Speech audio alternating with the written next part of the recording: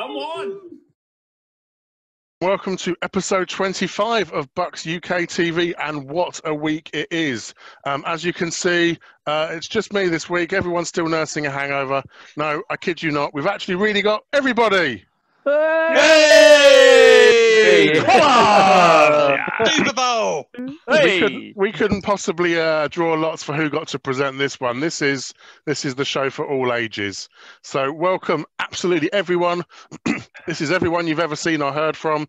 But let's start straight away. We'll go to our head honcho, Phil, first of all. Phil, just give us your reaction from the game.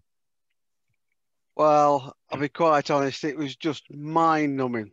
When we realised that we were going to win, it was just emotional. It was fantastic to see all my friends, the members, just celebrating and going absolutely wild. But at the same time, a tinge with a bit of sadness that none of us can actually be there. You know, I mean, there's most of the people I'm looking at here, the pictures. They would have been there, and we would have had an absolute blast across there. We really would. David, rumour has it you might still be there. Is that right? Well, there is a bit of a campaign going on in Tampa at the minute to get Dave Cambridge, Britain's #1 Bucs fan, to the Super Bowl, which is a bit mind-blowing at the minute. I can't get to grips with it. I can't see it happening with the travel restrictions, but they seem quite determined at the minute, so I really don't know what's going to happen. Fantastic. And Adam, now rumour has it you found it hard to get to sleep after the game. Oh, my word. I think there was a few of us who couldn't sleep after that game. Unbelievable. Just the feeling of winning that game is just something I've never felt before. The nerves carried on through to this morning. I still felt nervous this morning, even though we won. It was like one of those sort of legendary pub calls where you look around and go, how did we get here? And I think at 2 o'clock in the morning, Adam and I were talking to Gene on Buck What You Heard about whether we like gin or whiskey better, weren't we? Gin, whiskey, vodka, I don't know what we were talking about. I think he was a bottle of champagne down, and that says all you need to know. Alex, you got very excited, didn't you? Oh my word! Very excited. That's an understatement. I was going, through the roof. A mixture of relief, just pure delight. I'm so happy we've got to the Super Bowl. It's just incredible. Words can't describe how good it feels right now. Fantastic. Maybe Tim, let's we've done one of our Welshies. Let's complete the pair. You've remembered this from last time. Sorry, go again. 18 years of below mediocrity to be met with that on Sunday night. The elation here, US, you cannot believe. I can't wait to go back to Tampa when I see that season ticket list at 100,000 waiting again. Because I've got a feeling tickets will be tough next season. We were fortunate enough, weren't we, to have Brian Full on a Zoom call before the game for all of our members. It was a real great privilege to have him answering questions for everyone. And he mentioned it. He said before the season started and before this whole COVID came around, they were pretty much sold out then. It's the Brady effect. Nothing more, nothing less. Well, yeah, Brady is a superstar, but Marianna is also another one of our superstars. Marianna, it's been a busy week for you, hasn't it? Got to star on the BBC for all of 5 seconds, so but yeah, it was good to be able to preview the game and how excited, like everyone else, I was just stoked to watch the game. It just seemed to take forever to get to the game again, and then just nerves throughout. I'd prefer like the next one to be a bit easier for me. Well, it's funny you say that. I mean, I'll ask Gary this question, but isn't it always the case that the semis are always more competitive than the Super Bowls, aren't they? Oh, well, I hope the Super Bowl's not going to be competitive, because I hope we're going to absolutely wipe the floor with them. But we've had some good games going down the years, haven't we? The last Super Bowl really wasn't competitive at all. I'd like to see a good game. And in this game against, who did we play? The Packers. See, I can't. It's history. I'm still hyped up. I mean, this is as hyped up as I get. Tim will tell you that. I'm as calm can be. But I'm not just on cloud 9. I finished the game on about cloud 20. And I think I'm on probably about 15, 14, coming down very slowly. So just an unbelievable night.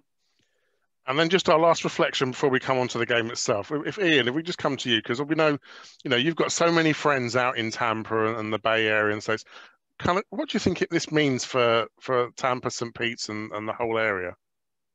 Oh, I mean, we're distant at the moment, aren't we? But you can sense the kind of real kind of excitement and joy that's out there. Having a winning sporting franchise is just so special for an area. And I've got to mention, don't I, the Lightning and the Rays and the great seasons they've had as well. And so yeah, now it's our turn. Now it's the Bucs' turn. And you know what? We should be called Title Town. I really like the sound of that. So in terms of, let's think back to how we got there. We're not going to rattle through offense and defense and special teams for those of you that are watching, because you can see with 12 of us, you might still be watching by the time the Super Bowl runs around. So we've asked each of our hosts to come up with their favourite play of the game. And Pete, we'll start with you and then maybe go to Graeme afterwards.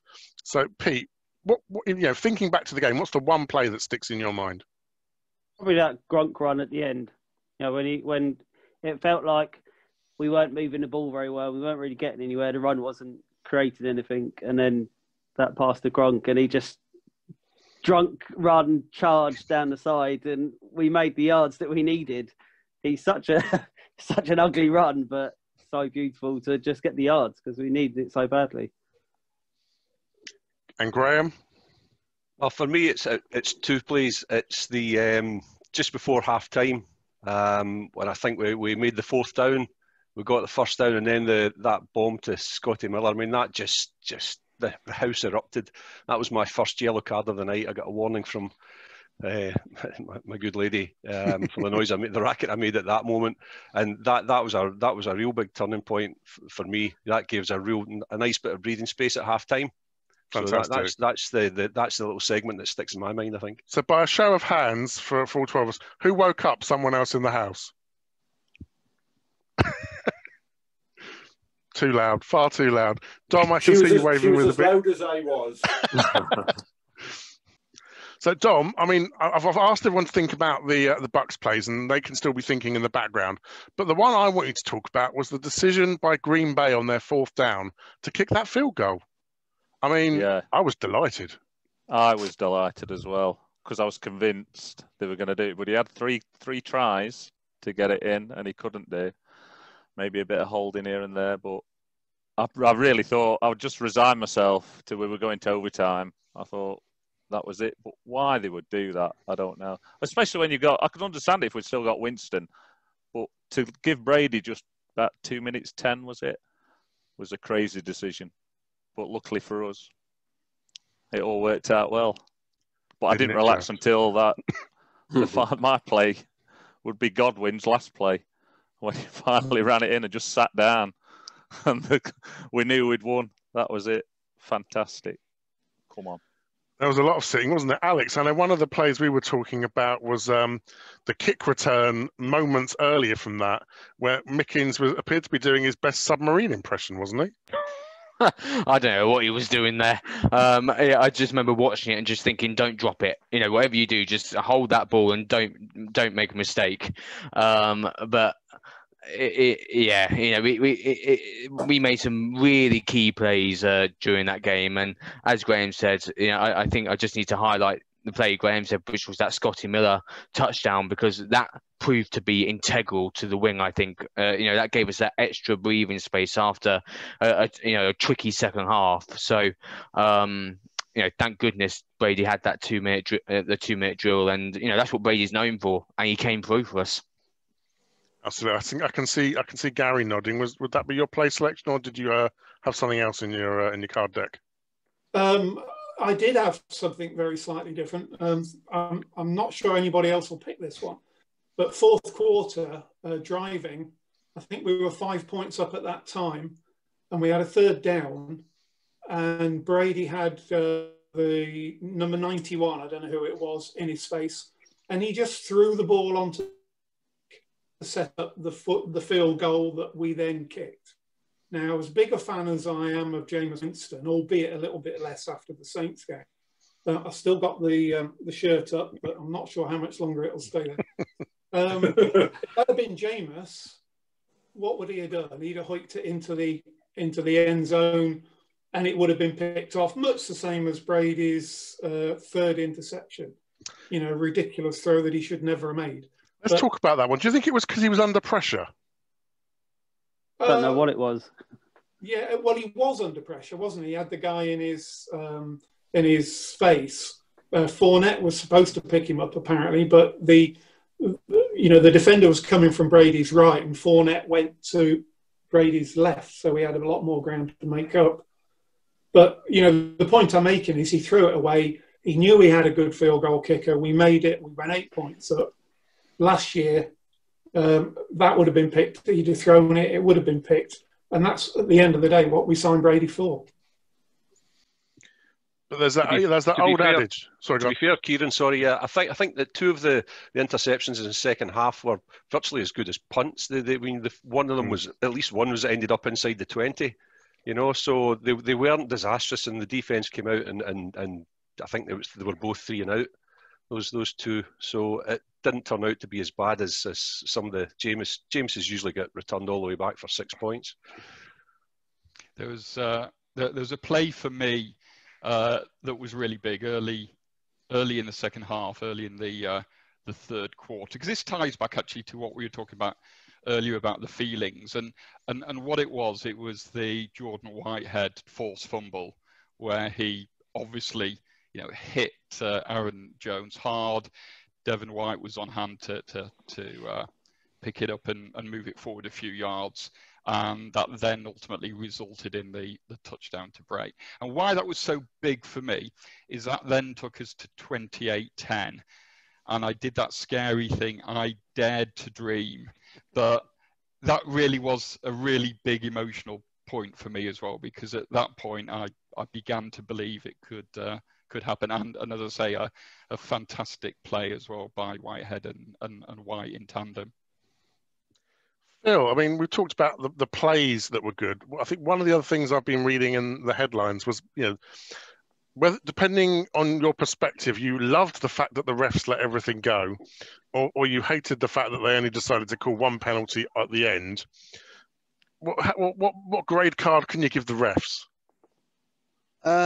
Because they let most of theirs go, and actually had that one at the end, I give them a B+. That was great. That's a totally unbiased opinion, of course. No, I like the way they let them play, and very few penalties, and it was a championship game. Let the game go. How many games do we see where they're pulling them up yellow flags everywhere? And I just thought, let them play, and I give them a B+. It was really good. Yeah, I noticed our UK Saints friends on Twitter were remarking something, controversial penalty at the end, something. But I don't think many people were reading. Jealousy, I think they call that. Yeah, my friend who's a 49ers fan. Oh, sorry, go on, Dom first. All right. My friend who's a 49ers fan who really didn't want us to win sent me a message saying, "Well done for the Super Bowl. Klinsmann wins it for you." Very bitter. Very bitter. Because he certainly wanted to dive. He got his shirt, hadn't he? He made the most of it. But that was the thing. All the other plays were real close quarter contact from both sides.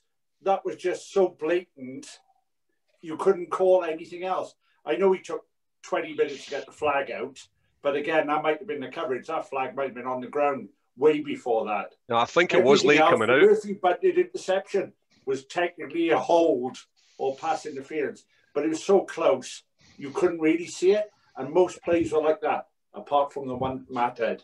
Yeah, I think it was late coming out. The guy was standing there thinking, I can't let this one go. Really, I can't. That was so obvious. I mean, he's pulled his shirt about 3 feet out, with both hands. If you see it again, he starts with the left and switches to the right.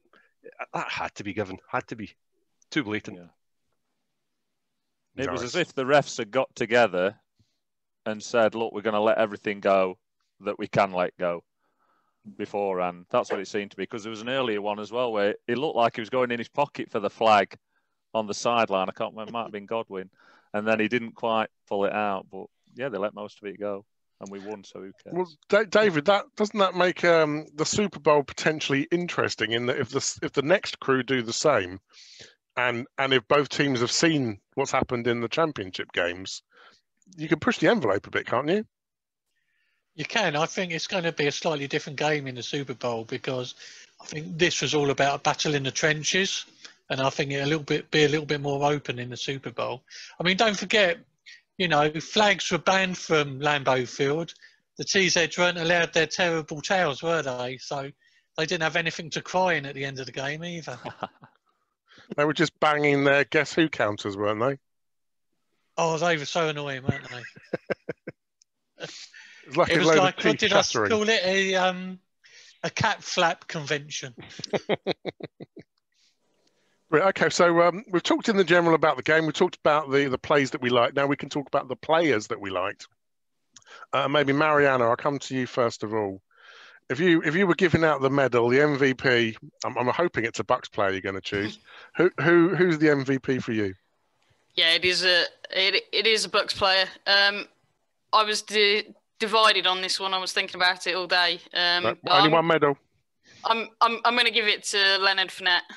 I've been an ardent supporter of his since he joined us, and he made I think 55 yards on the ground, which doesn't sound a huge amount, but you know it was hard yards for him. He had the one good run for the touchdown.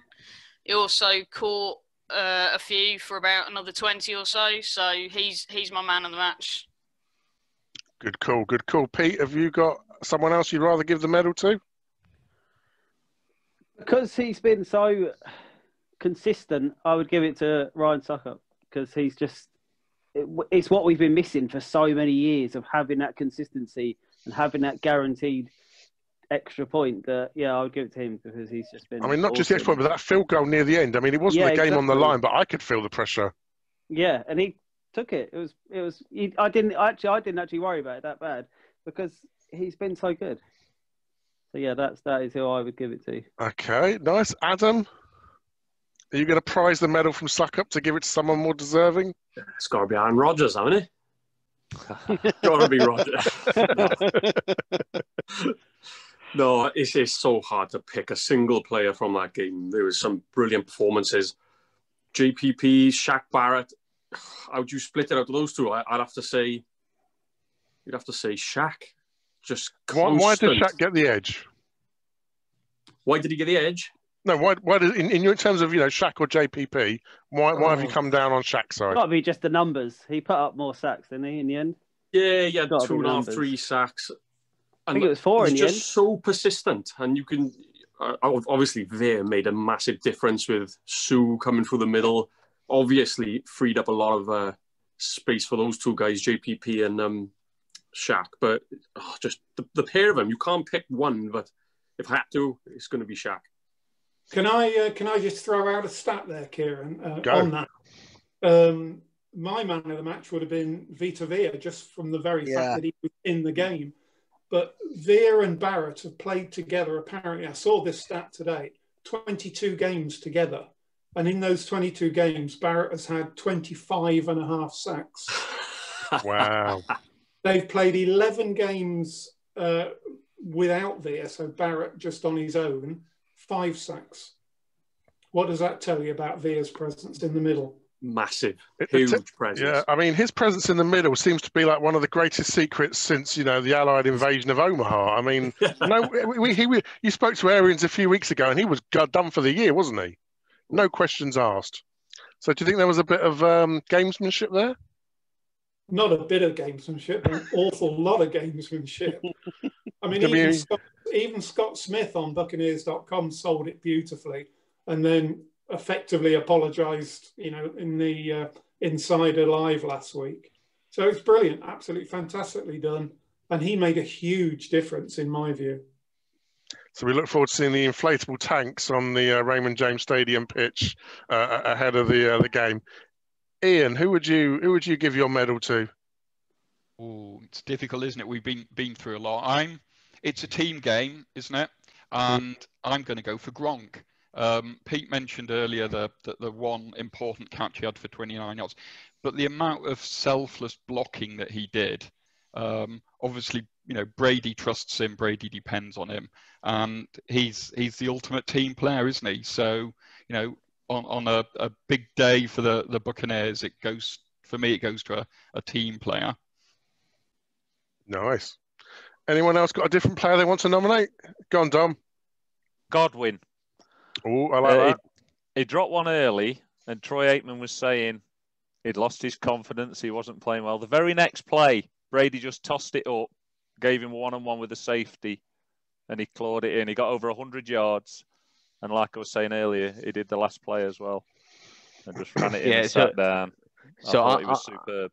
I'm going to be boring, I'm afraid, because I really want to give a big shout out to this defense as a whole. You said there was one medal, Kieron. So the medal for me is going to have the word defense on it. With a really long string. With a really long string. The fact we won the game with 3 interceptions shows how well this defense stood up. And as Adam said, it's so hard to name one player.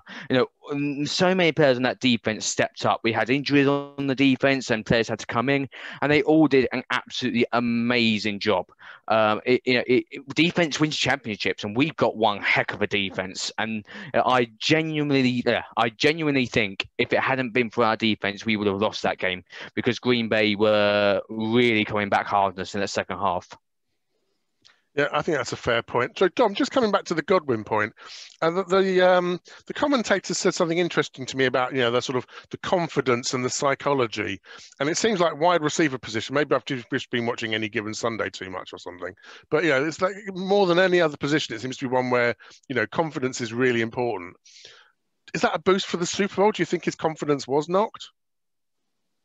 Possibly, but. And when Aikman was saying it, I remember thinking, yeah, he's probably right, because he did drop a couple last week, and at Washington as well, he wasn't. But maybe it is in the head. Maybe that's what makes them elite players. They can go through that. I mean, hopefully AB will be back, and we'll have another one, won't we? And he certainly won't be worried about his confidence. But I don't know. Maybe all players, but it's certainly quarterbacks. But I don't know. I think Godwin, we've got to keep hold of him. Mike Evans dropped a couple as well early on. Yeah. Sort of catches you'd expect, didn't you? Whether there was certainly the first one. Early nerves in it all, and it just took him a little bit of time to get into the game. Yeah, maybe. Yeah. Well, talking about the enemy here, all the news today with the NFL, talking about confidence as well. They're on about that Mecole Hardman, isn't they? How he lost his confidence when he muffed that punt, and then the very next play, Mahomes give it straight to him, and he's running up, and he's running 60 yards on a punt return and everything. So you talk about confidence, and you could tell straight away, give the guy confidence, and he done really well. What was nice to see? It's that mentality to quickly move on from it. You make a mistake, and you just got to quickly put that to bed and go on to the next play. And I think that's the difference, that Godwin's got that mentality to say, I am good enough, but that was just one drop, on to the next one. And Phil, this is what you've been saying all year long, isn't it, about the Brady effect and heads not going down, belief, not panicking. I would say it's all, he's a winner. And I think what he's brought to our team is this winning mentality, and also to all players. I mean, did you see what did he say last night when they were presented the trophy and Brady's there and just trying, what about this lot behind me? He really is the sort of fulcrum when everything goes around. But can I just say one little word here for Jason Light?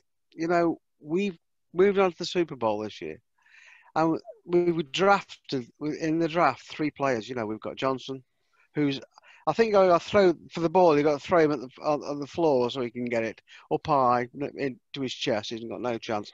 Winfield and Wirfs, and what a difference all those 3 made. So. I can remember years ago, in the past, we're saying, well, he hasn't drafted well and we need to do this. Well, in the last 2 years, he's really pulled it out. Really, really. That made all the difference. And that's what Brady does. Whether it be the older players, I mean, let's face it, Fournette and Antonio Brown, down on the luck, brings them in, and now those two at the Super Bowl, and in all the young players who look up to him, it's incredible, Brady. It's incredible. Okay, last knockings at the MVP in. Anyone else for anyone else? Go on, Graeme. Yeah, I've noted down Jordan Whitehead, and I was commenting on how hard he'd made his first tackle. I remember on the forum, I commented about how hard he'd hit the guy, and then I think he had 4 solo tackles and 2 of them were forced fumbles, and he just looked outstanding, lights out. I thought he was superb. I think it's quite noticeable that we've probably all picked a different person, and that maybe wasn't just one standout on the day. Quite often you'll say it was definitely this quarterback or that running back, but so many great performances. Now, for me, Jordan Whitehead, his name kept coming up. Well, it didn't come up in Skip Bayless's Twitter feed, who called him Jerome Whitehead. Yeah. To which I saw the Jordan other players tweeted, jumped on him. Jordan tweeted back, "Get my name right, fam." Kieron, can I just add 5 names into the hat? Do they all play next to each other? They all certainly do. This is a unit that were very much maligned last season and the last few seasons. But everything you hear and everything you see now, all these companies say one of the best lines in football.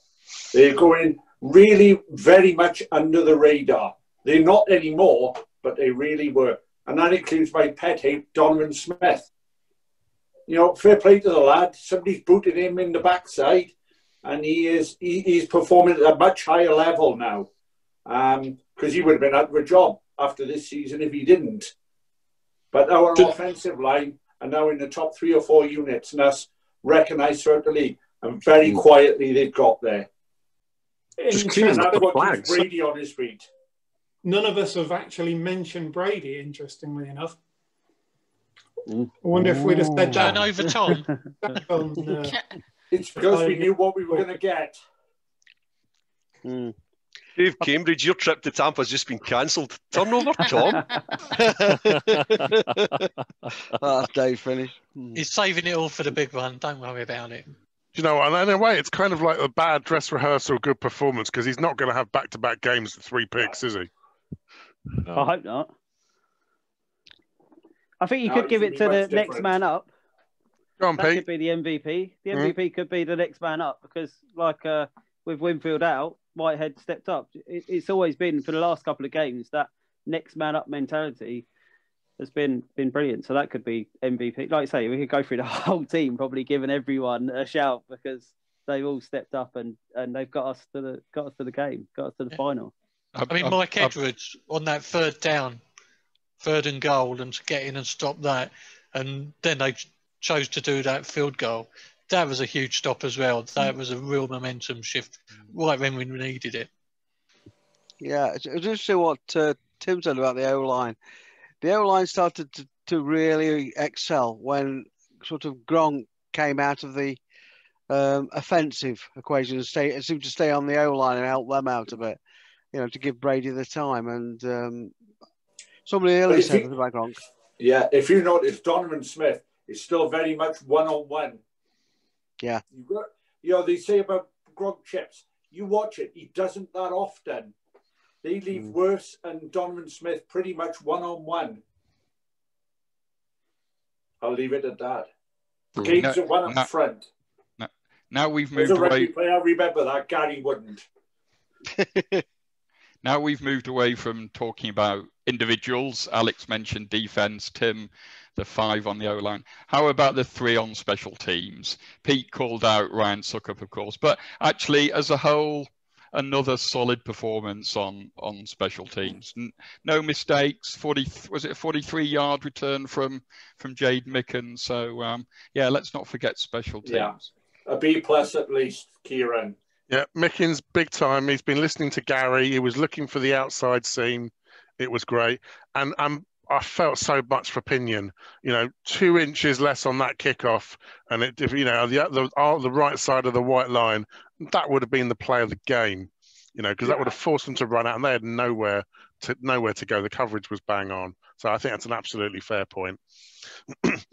So you've got to hear our opinions, and it was fantastic listening to everyone chatting during the game.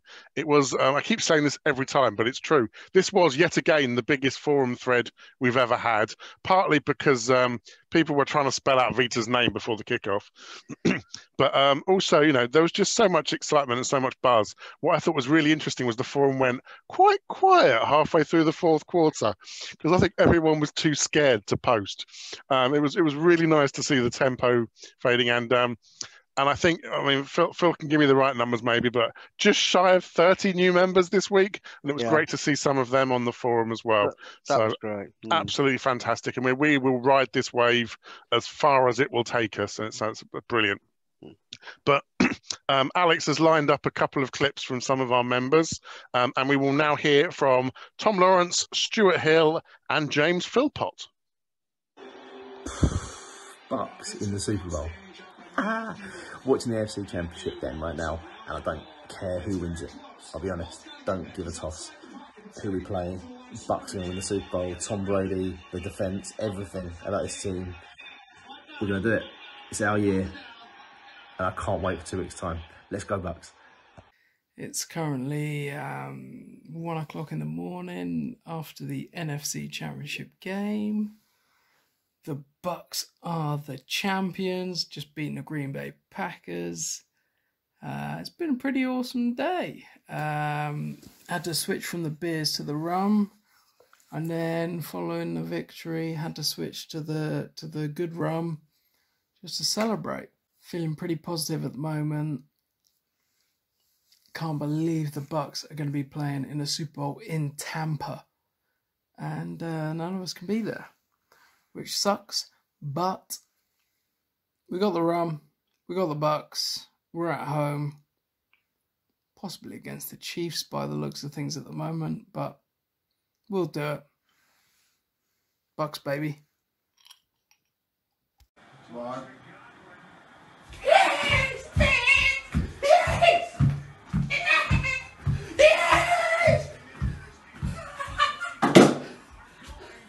We go!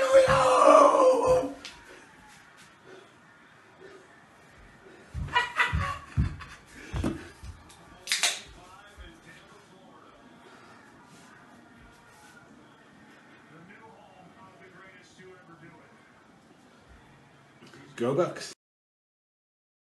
So this week we had another giveaway competition. You got to win a Bucs UK beanie and a Bucs UK patch. Now, those patches were exclusive last year, but if you renew your membership this year, you will get one of those patches for each of your members. We've got some natty stickers to go along with them well. bucsuk.org/join.php. Click on the join on our homepage.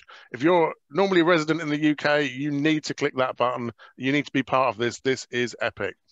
This week's competition, you got to win the beanie and the patch. All you had to do was just post on the forum and say, I'd like a bit of that, please. So here we have the people on our wheel. Let's see who the winner is. Ooh.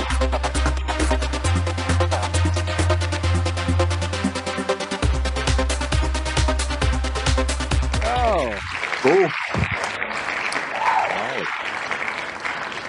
Well done to you, Charlie Bright. There will be a beanie to keep you warm, depending which part of the world you're under, snow or not, and a nice patch to go on your new Brady jersey.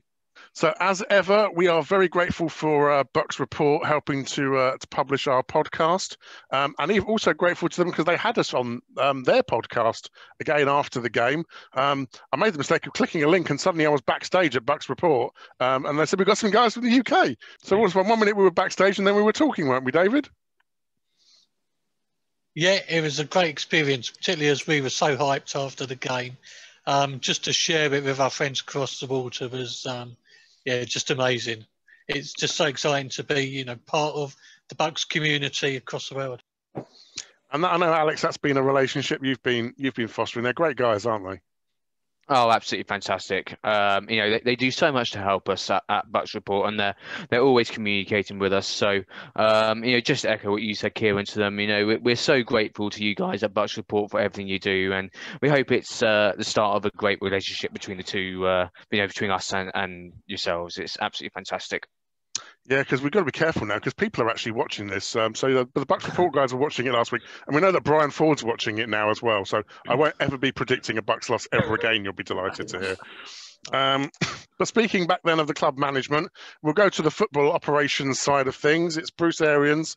Bruce Arians has gone all shin limb. He's got his magic wand out, and this is our chance. So we're going now to the big game, the Super Bowl. It's a home game in every sense of the word, and we need to work out what is the panel beating we need to do on this team. So Tim, if we start with you, deploy your wand, please. Tight coverage, Tyreek Hill, double team him all day.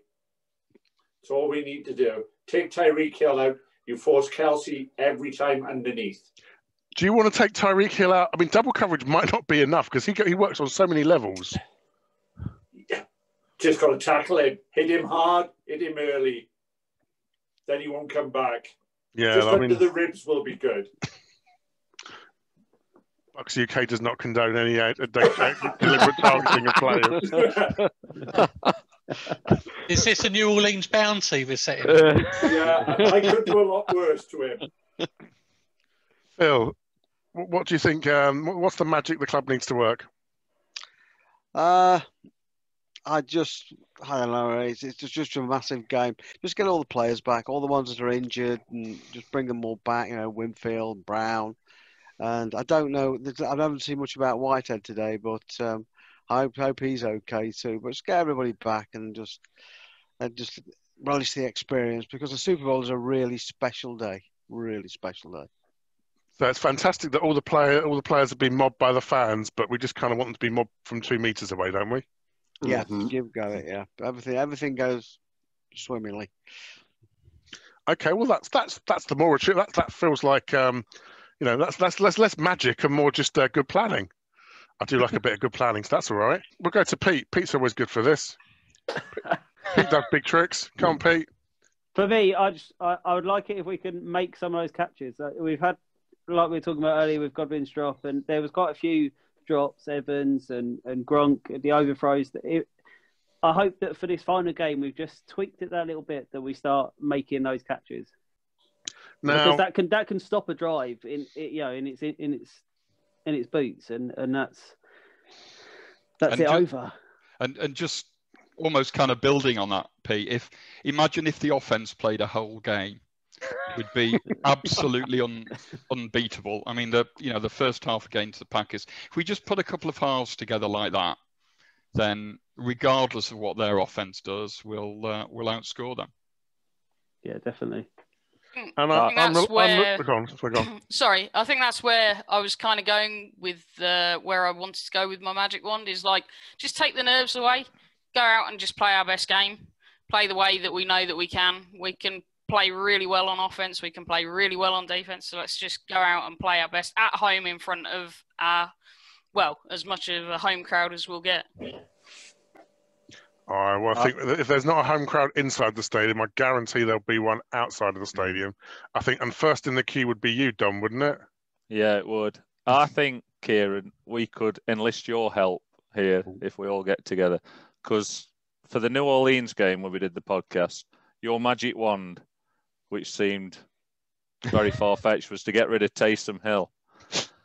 Now, if you use your witch doctor skill and make it Tyreek Hill, It's witchcraft.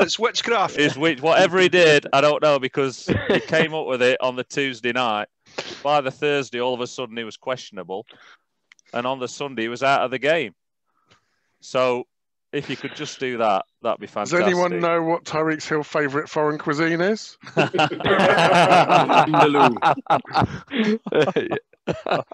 So we'll leave it with you, mate. Okay, I like that Crack one. on. Adam, what's your miracle working going to be? Well, it's obvious. All our DBs, I'm going to turn them up Madden style to a 99 speed rating. And I'm then going to give Ryan Suckup a 99 leg power so he can kick him from 70 yards. So that's my magic wand. Just make everyone super fast. Well, I did see before, I think we tweeted it from the Bucs UK account, the NFL guys did run a Madden simulation of the Green Bay game, and it did actually have us taking an early lead in the game and then managing to hold on at the end. So, you know, those guys at EA know what they're doing. I like it. Graeme, something a bit more practical, please. Practical? Me? Well, I'm the least superstitious person you could ever meet in your life, but ever since I started waving the magic penalty wand, we've stopped giving away dumb penalties. Now, I probably don't need to wave it this week if the referees are going to do what they, play the same as they did last night and not throw a yellow flag. But I think we've been very disciplined in the last few weeks, and that must stay. That has to stay as it has been. And I think if we can keep that up, I think we'll be fine. We did give away one big dumb penalty though, when was it Whitehead who lowered his helmet, and that gave him the first and goal. I think that was a tough call. You can't. It was help unfortunate. Yeah, he bounced into the other player, and the head's. That was rough. Carlton Davis. Yeah. Yeah, but it all comes back to they don't tackle properly, guys. Tackle with your eyes up. Oh. You can see what you're hitting. Oh, Gary, we're about to get the tackling lecture now. Here's the old rugby guy coming. We'll break out the leather helmets as well. It'll be all right. Now, Graeme, I think you know, again, I've been slightly tongue-in-cheek. There's a lot that's been said about how the referees like to favour Mahomes. And there's been a lot said about how the referees like to favour Tom Brady. And the interesting analogy I had was, when you toast always falls butter side down and cats always land on their feet. So it's kind of like we're going to have like a cat with some toast, and it's going to levitate. The referees aren't going to know which side to come down on. So how do you see that playing out? I think it'll be much like it was in the championship game. I don't think there'll be a whole load of penalties. The other night there were twice that I jumped out of my seat because as our defensive linemen were being manhandled and wrestled to the ground as they closed in the quarterback, and there was no flag. It was unbelievable. And at least, if they do it both ways, that's fine. I think that penalty at the end was just so obvious. There's nothing they could do about that one. But I think I'd ban the commentators from saying bang, bang, play or ticky-tacky. Anytime they have those, Adam, you've got to take a swig of whatever red label vodka you've got at the time. Could be a long night, Adam. Yeah, Ian, I'd love to hear from you because I think, you've come up with some good magic wands over the season. Oh, heck. No pressure here. I thought I'd had mine in terms of the offense playing a whole game. So, oh, sorry, I thought it was just a reaction. No. Well, yeah, I guess so. No, I'm going to go. I'm going to do something a bit strange here. I'm going to break Dominic's magic wand because I don't want Tyreek Hill out. I want to see him playing, and I want to see us beat the best because I think we're capable of beating the best. So I wouldn't wish injuries on anyone, and on our day we can win this one. Get him muted. Yeah, can I just throw something in here very quickly? Because it's just something that's been really frustrating me all season. Really, well, I had a few frustrations this season, but this one in particular, which is the silly play calling, particularly when it's not needed. There were times when Byron Leftwich dialed up a play where it was about 30-40 yards down the field, and we were 3rd and 2 or 3rd and 3. In those instances, I think you just got to get that first down. So for my magic wand, I just want to see some. I'm going to use the word safe play calling, and just I can't remember who it was, but I think it might have been Pete. He said about how these not making these catches down the field just kill a drive. And when we went back to these short plays, the passes underneath, the slants and all that, we were, I think Godwin had one where he made about 9 yards after the catch, and he made 11 yards altogether. And he got the first down, carried on the drive. So for me, I just want to see a bit more sensible play calling in some areas of the game. I want to see trick plays all over the place. Trick plays. You know what? Trick plays is the segue I need into Gary's view on this. I'm a sucker for a flea flicker. I've written down 3 words for my magic wand. Win the game? I don't want very much. I really don't. But the three words I've written down are play perfect game. So catch everything, tackle everything, score lots, stop them scoring, put Mr. Kelsey on his backside as often as you can, put Mr. Mahomes on his backside even more often. I don't want much. I think that's a really good point, and I don't think what you're talking about is a Herculean effort. It's about mistake-free football, because we match up well with these guys. Actually, the Chiefs have looked vulnerable, I think, in the second half of the season. They've had some slow starts, some low scores, some injuries. I really like that. I think if we can just, like you say, play mistake-free. Well, David, did we beat them 3 quarters? I'm sure. Yeah, I'm sure they got off to that early head start against us in that first game, and then we clawed it back for 3 quarters. So we know we can do it. And we're up against a backup left tackle going into this game. Yeah, absolutely. That'll be big for them. Yeah, and the right tackle's out as well, isn't he? He's been out for a while. Been out all season, yeah. Yeah. Shaq and JPP must be looking forward to this one. Yeah, I mean, problem is Mahomes, even more than Rodgers, is a mobile quarterback. Yeah, I mean, that's really what I was going to come on to. Go on. Yeah, it's good to hit Mahomes, but the biggest thing is keep him contained in the pocket. Don't let him scramble out wide and open up the pitch further. If we can keep him tight, it reduces his ability to make plays. So, just keep the pressure on, keep him loaded in there, and don't let him scramble. Fantastic. Can I just add something to Dave's? The best place to keep him is out by the Gatorade. It's a fair point. Nice long drives. Yeah, drives off the field. Yeah. Keep him in that blue tent. Yeah. Bucs UK do not condone any official targeting of players. Brilliant. And actually, I'm gonna have the last wield of the wand. As much as you'd like me to deliver the Tampa Tandoori, I'm gonna object to the number 2 and the number 8.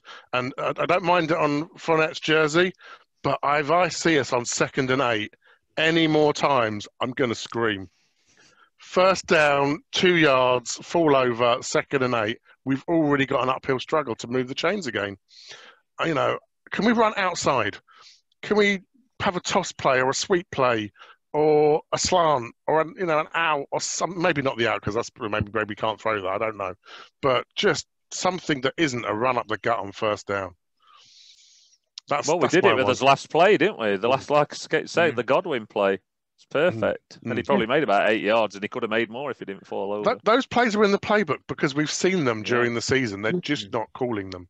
No. Saving them for the big game, Kieron. I hope so. Break out the playbook. I think there's no doubt they break out a few plays that we'll see in the Super Bowl that we haven't seen all season.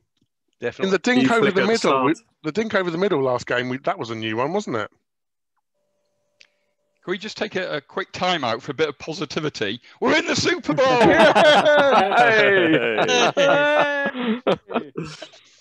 This is serious, Ian. Yeah, this isn't fun. It's the no fun league, remember? Just a minute. If I saw once on that forum last night, I must have seen it 20 times. But this is the Buccaneer football. This is new Bucs football. Yeah, that's less so. Let's just keep it like that. I mean, it's hard because as tempting as it is to declare victory halfway through the third quarter, Adam can't do it. I was ripped to shreds on Twitter. I apologise to everyone who saw it. I was actually banned by Bucs Twitter followers from tweeting that third quarter. So yeah, apologies everyone. Won't do it again. We will be waiting for whoever the halftime entertainer is to be singing at the end of the fourth quarter. Which then brings us on nicely to the final scores. So as well as just the points total or, how you think the score is going to come down, just give us in one sentence a flavour of the flow of the game. Who's going to come out first? Is it going to be a shootout? Is it going to be grinding? And maybe Tim, we'll start with you. The Super Bowl. Give me the précis. Fast, exciting, but ultimately a win for the Bucs. Get in there, Tim. And a score? Definitely. I'll keep with tradition because I am very, very superstitious and OCD. 3-0 with a Ryan Jensen field goal. Okay, I like it. But genuinely, I'll take 34-31 like I said last week. Bucks. Good stuff, good stuff. Okay. Marianna, how's it going to go down?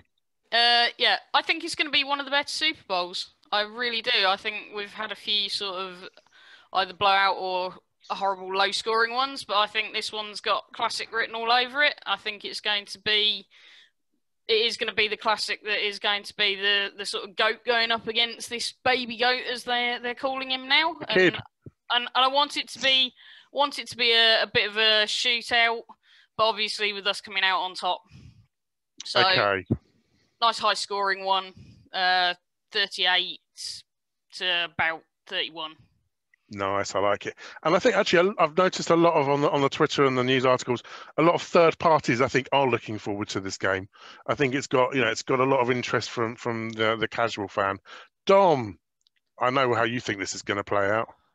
Yeah, I think, like Adam was saying, the last game they did hammer. I think Hill had about 200 yards in the first quarter, but the next 3 quarters we beat them, and we're a better team now, and our D is certainly better. And like when we played the Raiders all those years ago, a good D always beats a good O, and we'll beat them. And it might even, I'm tempted to go for the 48-21. Oh, I was going to say that. Well, I won't. I'll go. I'll leave it with you. We'll still hammer them. It'll be a lot more relaxing. It'll be 35-20. Brady will click into gear. No interceptions. No drop catches. We'll protect the ball. It's going to be the perfect night. And we can all kick back and relax. Oh, amen. Yeah, and the dynasty starts here. Fantastic. I mean, from one positivity to positively astronomical. Pete, how's it going to go? It's going to go amazing. I think, like you say, it's going to be a fast start, a lovely fast start. We're going to fly out the blocks and absolutely take it to them. I think it's going to be 38-21, and yeah, we're going to be scoring all over them. There's going to be a couple of little slip-ups, but we're going to be scoring all over them. Go to the Super Bowl. We're actually going to play in the Super Bowl. Go on, Pete. I thought you were going to say 16-0 then, Pete. Yeah, I should do. Finish off the season strong with a 16-0. Brilliant. So, David, tell us, what's the final score going to look like? Bucks 37, Chiefs 28. Chiefs might get away early, but Tom's going to bring it back, and then we're just going to fly away with it. Nice. I like the sound of that. Sweet and simple. Ian. Oh, I think this is going to be a classic Super Bowl. There'll be plenty of points, I think. I think it's going to be nip and tuck. I think there's going to be a number of lead changes, and it'll be very close at the end. I think the Bucs are going to win it 34-31 with a game-winning field goal as time expires from Ryan Suckup, and being completely realistic about that. And building on what Adam said before, I think it'll be a 71-yard field goal to win it. Wow. And Kieron will still give them a C. Not a Jordan Mickens, not a Mickens kickoff return then. It'd be lovely to see some sort of special team spark, wouldn't it? Something like a pump block or something like that. We can dream. Alex. I think it's going to be high scoring. I've got the Bucs winning 38-24, but I'm gonna make a bold prediction as well. Our defense has been so good over the past few weeks that I think offensively we're going to score 3 touchdowns, and there's going to be 2 defensive touchdowns from us in the game. That's how confident I am we're going to come out and play well, particularly on defense. And look what happened last time we went to the Super Bowl as well. Our defense turned up and scored some touchdowns, and I hope we're going to see the same again. Do we know if the Chiefs run Sluggo seam or not? Go on, Phil. Well, I'm pretty much like most of the people said tonight. High scoring game, end to end, because this is Buccaneer football, and I think final score 38-35. So a game really, really close. Yeah, really close. It's going to go very, very high scoring. This is the Bucs we're talking about. You never do anything easy, do we? Let's be quite honest. You know. Is that going to be, one backwards and forwards, or is that someone playing catch up? No, I just think it'll be backwards and forwards. I really do. But I do think I agree with everybody. It's going to be a classic. This one. It's got all the ingredients of being a classic. Well, whoever has the ball last, do you reckon? Yeah, I think so. I think so. Yeah, and I was going to say what he was going to say. You can see it, can't you? It's sort of like written in the stars. When Brady had that first Vinatieri field goal to win his first Super Bowl, and now you can see Sukkot was banging one straight down the middle in this one. So, sort of, because this is Buccaneer football. Playing at home must make a difference, though, I'd have thought, as well. Yeah, it's going to be harder because we play better away. Don't come here with your negativity. Won our last 8 road games. Go on, Gary. Give us your prediction. Well, obviously we're going to win. It's going to be high scoring. I don't think quite as high scoring as the rest of the guys. I think we'll try and run the ball a lot more and try and control it that way. Still think we're going to win. I've got 30-24. Oh, another, comfortable, but a bit of a bum squeaker, as has been said, we normally do. Yeah, true to form. Graeme? I've got the same score as Phil, actually, 38-35 win. I think I see a similar kind of shape, I think, as the game on Sunday against the Packers. I think we'll get a couple of touchdowns ahead and then it'll come back a bit tighter during the game, but I think we'll just keep our noses in front for the rest of the game. Brilliant. And then second to last, Adam. Well, I think it's going to be a ticky-tacky, bang-bang play type of game. Where's your button? Where's your button? No, I'm not going to get carried away with the scores. I think it's going to be something like 44-41 to the Bucs.